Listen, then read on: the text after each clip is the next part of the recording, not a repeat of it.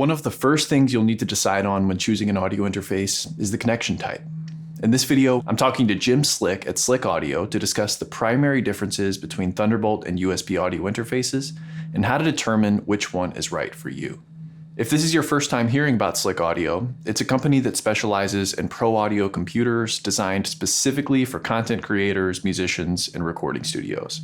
If you're currently building your recording studio, you'll find some links in the description below this video that will help you to make sure you've got the essential components you need to get started.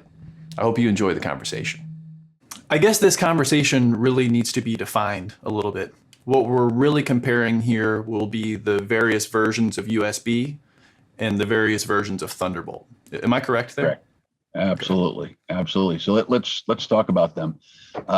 So USB first, right? And I'm going to skip USB 1 and 1.1 just for the sake of simplicity. And there's no interfaces that would do that. You wouldn't want one. USB 2.0, right? That's a 480 megabit per second connection. USB 3.0 is 4.8 gigabit per second. And then USB-C goes to 10. So that's 10 gigabit per second. Then we have the Thunderbolt, right? So Thunderbolt 2, 20 gigabit per second. Then you have Thunderbolt 3 at 40 gig a second. And then you have Thunderbolt 4, which is just coming out now. It's the same speed, still 40. They use the same type of connector. So generically saying a USB-C type connector, but that's just the metal piece at the end. The reality of it is Thunderbolt, if you notice their USB cable, USB-C cable, we'll just say USB-C, or I'll have a little USB symbol, little forky thing at the end. And the Thunderbolt will always have a little lightning bolt there. That is an active cable. So USB-C typically will work on a Thunderbolt connection. Thunderbolt will not work on a USB-C only connection. So, and I'm saying typically because not all system boards will support USB-C over Thunderbolt, even though they're supposed to for the spec. It doesn't always work out that way. Yeah. So the moral of that for me is that it's not enough to say, let's compare a Thunderbolt interface, audio interface, and a USB audio interface. You really need to do your homework when shopping and look in the specifications. So if we look in the specifications for like a Focusrite Scarlett 2i2, now that's USB, but it's USB 2.0. And the vast majority, my understanding of those more budget interfaces are going to be 2.0. Yeah, there's a couple of Presonus units that are running 3.0, the Studio series, not Studio Live, but Studio series. There are actually some 3.0s. Matter of fact, I had one sitting next to my desk here about an hour ago.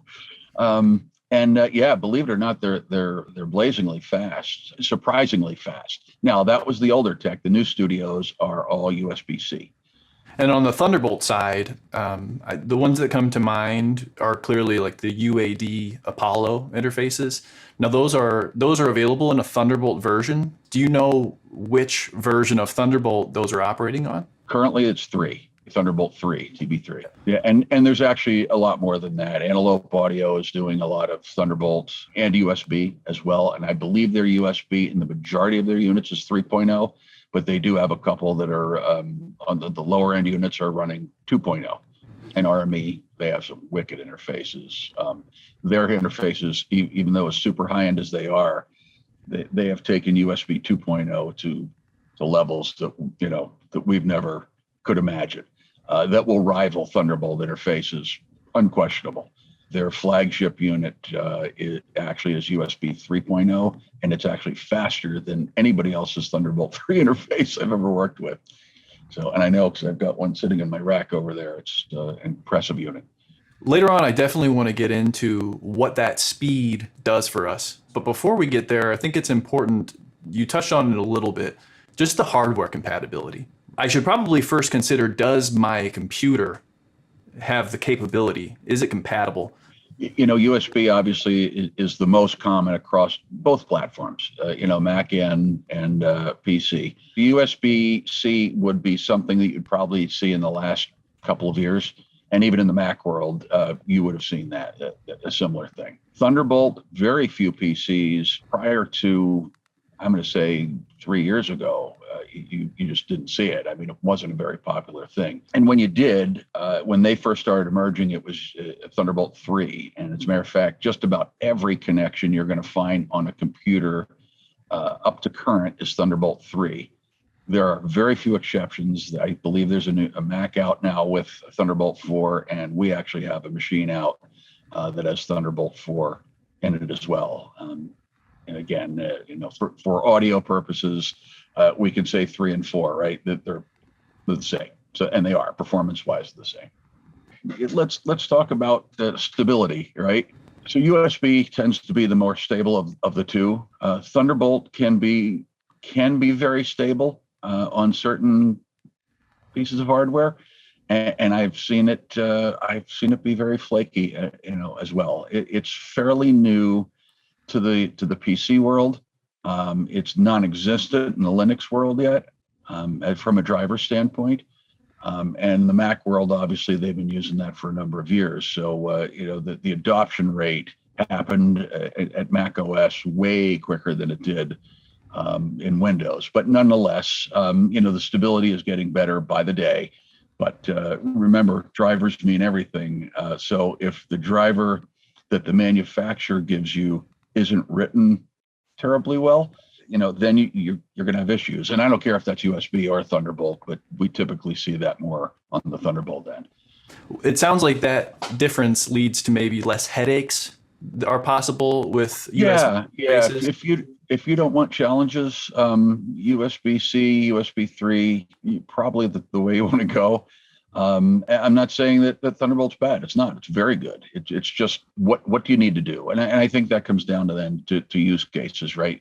Everybody has their own unit. Are you doing mastering? Are you doing live recording? Are you doing studio recording? Lots of tracks, VSTIs. I mean, there are just a ton of things that you need to look at when you're choosing the interface, and to generically say, well, I should just do one or the other, isn't necessarily the right thing to do, right? You have to look at your use case, because it really will dictate and determine what you should get. If this were a one-to-one consultation, you could offer a lot more specific recommendations. Correct. Yeah. And that's when we get very deep into, how are you going to use, the interface? How are you recording? What are you recording? Again, there's a myriad of factors that will cause or want you to buy one interface over the other. And we're going to touch on some of that here in a little bit, but let's get into some costs, because maybe that might be a deal breaker for some right there. Yeah. What are the cost considerations? So typically, USB, being that it's been around longer, and it is an IEEE standard, unlike Thunderbolt, which is a proprietary standard, it's an Intel standard, it tends to be cheaper, right? It's on every device that you could possibly imagine. I mean, even phones, I believe some of the new phones that are out have USB capability right in the phone. It's far cheaper to manufacture USB than it is to manufacture Thunderbolt. Thunderbolt's a whole different animal. You're licensing certain technologies from Intel, et cetera, et cetera. So those costs tend to be higher in the Thunderbolt world, as opposed to USB, where as media, Realtek, I mean, everybody makes it because it's an IEEE standard. All right, now let's get into what the differences would be in practice, especially when talking about audio interfaces. So one of the biggest differences between them, as we discussed, is the data transfer rate between these different versions. One thing I see boasted by a lot of the Thunderbolt interfaces, and even some high-end USB interfaces, is latency. Can you talk about that and tell us what that means for us? Absolutely. One of my favorite subjects in the world. Before we parse up Thunderbolt USB, we first, I believe, have to parse up, there's really two generically different types of interfaces, and the manufacturers dictate that, right? So we have Avid universal audio and envelope audio. They have DSP in them. All right, they are a regular interface, but they have DSP in them. I'm going to cover that in a minute. And then you have the non-DSP or FPGA type interfaces.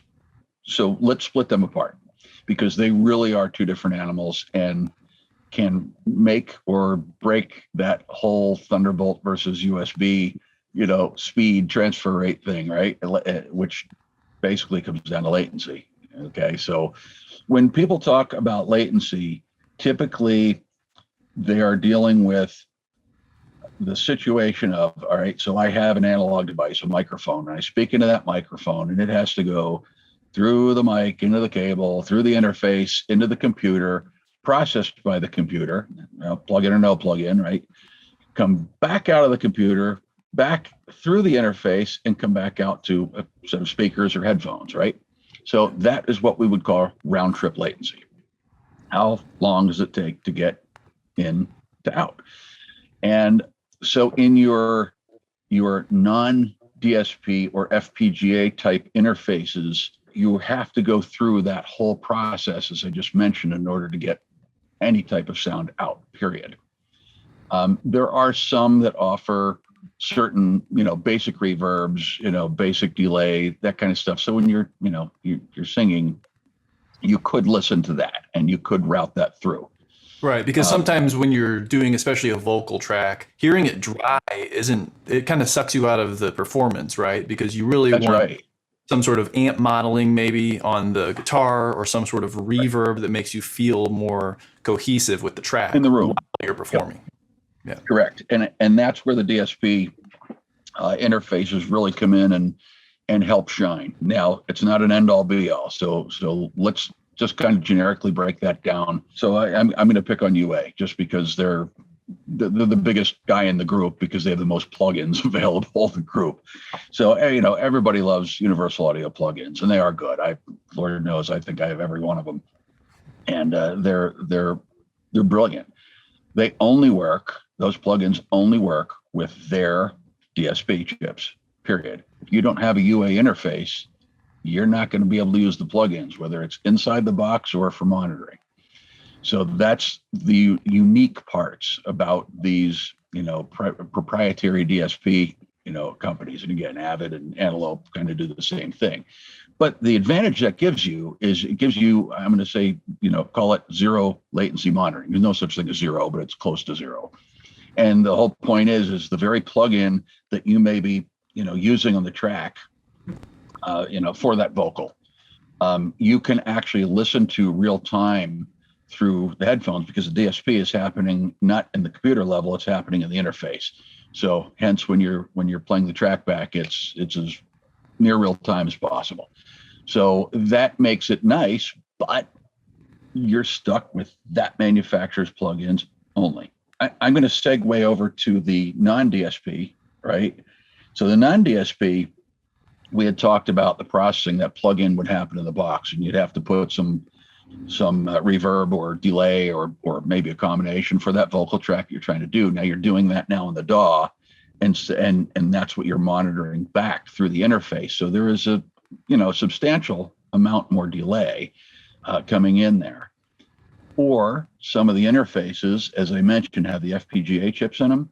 You can actually do the same thing with the DSP. The only difference is, right, DSP, remember we said we could use that same plugin. You can't use the same plugin, but at least some of those interfaces offer the ability to put some reverb and delay. It may not be the end all be all that you want, but it's still a semi-decent, reverb and delay. So at least you can get into that whole mood and do zero latency recording, even though it's a non-proprietary, set of plugins, but they will be two different plugins that you're using, right? The interface has its own, that's only used for that monitoring. And then of course your DAW is what you're going to play back with. The decision I think that you have to make looking at that, do you want to make an investment in a proprietary interface? Yes, then, if it is, then it's going to be DSP based and you're going to be choosing one of three manufacturers that the aforementioned manufacturers, Avid, Antelope, and UA. And there's nothing wrong with them. They're very good. And you still can put native plugins inside. You just have to run them through the box, right? Yep. So, it's not saying it's not a bad thing. It's a good investment if that's the direction you want to go. So going the other direction, I think, is where it becomes the bigger choice, USB or Thunderbolt. And that would be in the non-DSP based. So, from RME to Personas to pick a manufacturer. I mean, there's a bazillion of them out there. And you will find that most of them are USB. And that's not a bad thing. As we had mentioned before, the performance of USB 3 and USB-C is phenomenal. And even at USB 2 levels, if the driver is written well, in the case of, I'm going to pick on RME again, just because, I really appreciate what they have done. They have taken that latency factor to an absolute all-time low, utilizing, just good technology and good software drivers. And it's wonderful. It really is to hear it. Now, if I may mention latency just for a minute to kind of give your viewers a little point. So if you were playing guitar, if you were on a stage and you had your amp, if you're standing 10 feet away, that's 10 milliseconds. So generically speaking, and do the math on it, the speed of sound, so by the time you hit that guitar note, from the time it comes out of that speaker, the time it hits you 10 feet away on its stage, that's 10 milliseconds. So I get a kick out of folks that, I know there are those people that are very sensitive to that, and they claim they could hear it and or feel it sub 10 millisecond. I've been doing this a long time. I've been playing a long time professionally. I'm here to tell you, yes, I would say between 7 and 10, yeah, you can start to feel a little bit. Below 7, I don't think so. But whatever, you convince yourself whatever you have to, So generically speaking, that means that Thunderbolt versus USB, right? A USB interface, a good USB interface, is very capable of doing 5 millisecond, 6 millisecond round trip, even 7 millisecond round trip. That's pretty darn close to, to zero latency. Yes, it's latency, but it's not terrible.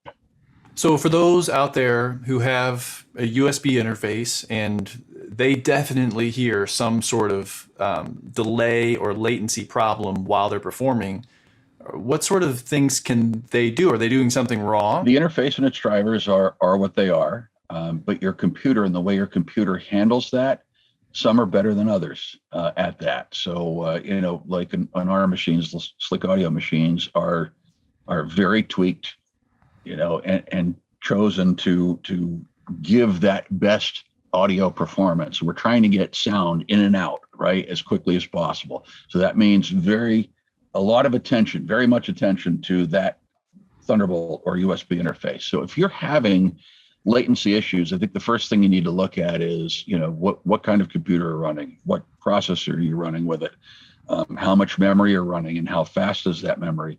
A big one, when you start to record, is your drive speed, right? So, are you running an SSD? Are you running an old platter drive, an M.2, which is obviously the coup de grace today because it's PCIe bus speed. So that's the first thing you really should look at, is analyze and say, well, my computer is 9 years old. Yeah, it's time to get a new one. Not that it won't work for you, but it's never going to give you low latency. When you talk about speeding it up, there's really not much you're going to be able to do with that. But if you disable, go into your device manager and you disable all the power management stuff, and I'm keeping this very generic, on your USB devices and the USB root hubs themselves, that will make a tremendous difference, because the computer is constantly polling and looking. Can I put that to sleep? Good old Energy Star, right? Can I put it to sleep? Can I put it to sleep? Yeah, no, never, ever, because we want that to have priority, right? The audio's got priority. In the power section of both Mac and Windows, you can literally say, run high performance. So make sure all that power saving stuff is just turned off, completely off, or set to maximum performance, which is basically turning everything off.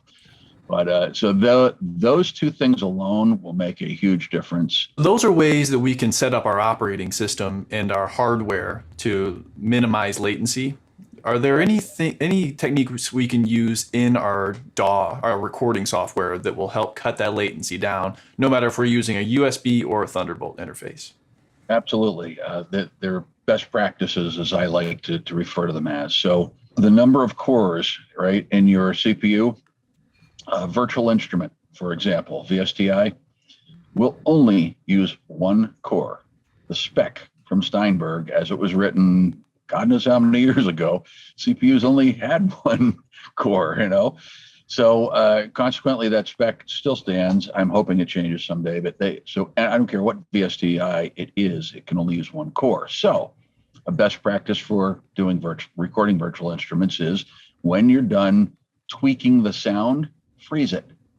So you can freeze in all the major DAWs, you can freeze that. So basically it removes the majority of the memory hogging, CPU hogging stuff, takes it out and just leaves the basic that you need to reproduce the sound that you're striving for. So that's just good practice. I know a lot of people that don't do that, and look, if you got a huge machine, have a time, but if you want to squeeze every bit out that you can, that's the right way to do it. Yeah, and luckily when you do that, you're not necessarily saying, all right, I commit to this sound, period, I can't go back. You're freezing it, and while it's frozen, you can't make changes. But if you say, hey, you know what, I want to change this parameter of this VSTi, you can unfreeze it, make that change, and then freeze it again to save your CPU, right? Right, exactly. And on a quick machine, that's a really fast process. It takes a couple of seconds at best. So let's move on to buffer sizes, right?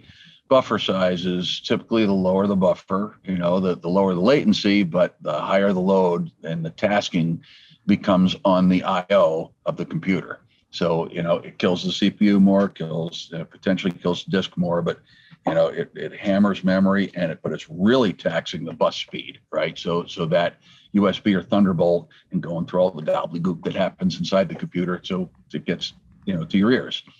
And so my rule of thumb has been when you're recording, you want to drop that to as low a number as your system will allow. And I'm saying system engineer, not necessarily the computer's fault, remember driver, et cetera, but as your system, all your stuff will allow, drop that buffer as low as you can. Lower, that keeps the latency as low as possible. When you go to mix down, kick it up. There's no latency factor. You're not recording anything anymore. You're not waiting for something to go in and come back out to be able to compare it to or play to.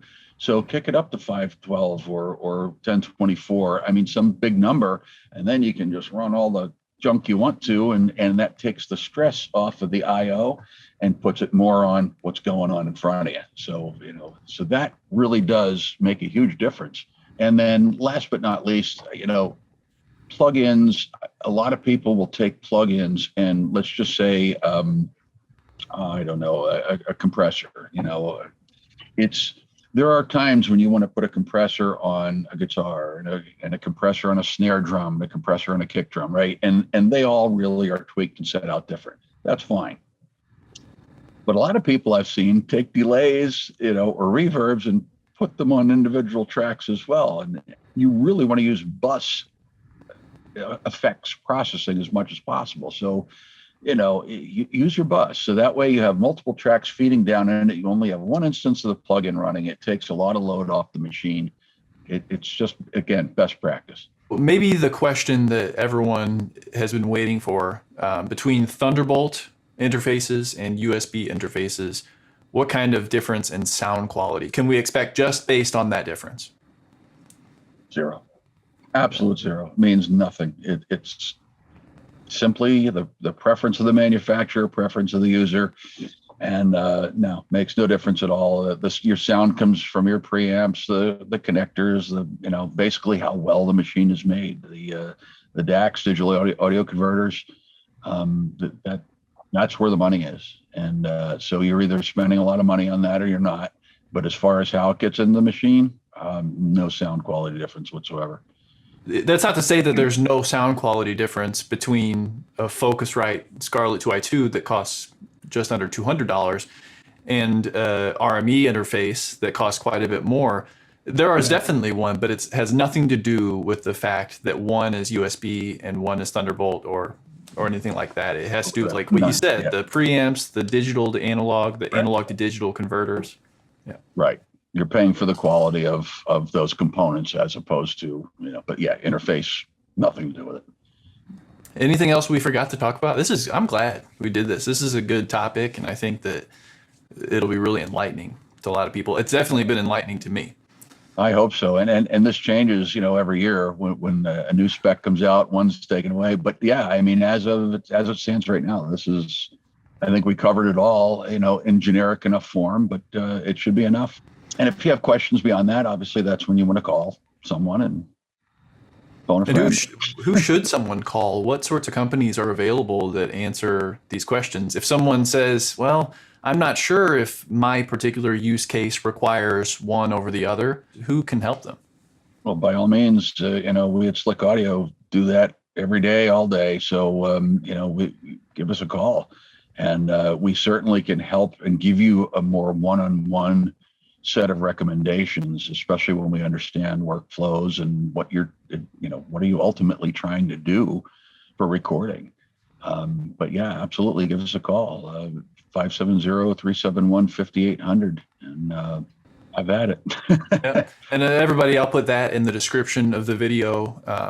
Just below this video, you'll find the description. You'll have a link to Slick Audio.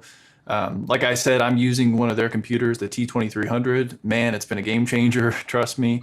And that number he just said will be there too. If you have any questions, if you're thinking about which interface you should get, if you're trying to upgrade to a computer, they can help you with all of that. Thank you so much, Jim. I really, really appreciate you taking the time. Oh, thank you, Kyle. I appreciate it. Love being here.